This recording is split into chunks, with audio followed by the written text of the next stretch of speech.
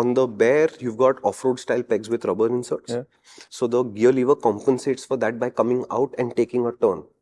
But that turn is what I found myself using to shift, because I basically never reached for the toe shifter at all because that was in the way of the boot.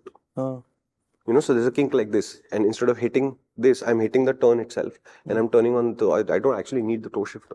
So if I were to take a pair of tin snips and just cut the actual shifter off, I'd totally be making full gear changes on this bike without noticing. Similarly, on the other side, if you sit with the aggressive riding position that I do, with the balls of your feet on the peg and all the way up, no stress.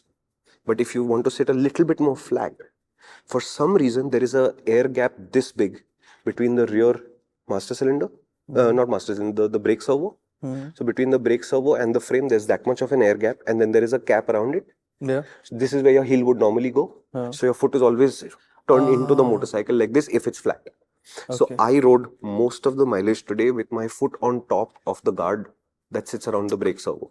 Not uncomfortable, but I don't know why it had to be done given the fact that there is an air gap on the other side. Right? For some reason, they didn't tuck that thing in, and that's the issue. Okay. But if you forget... I'm just going to break that down if you didn't get it.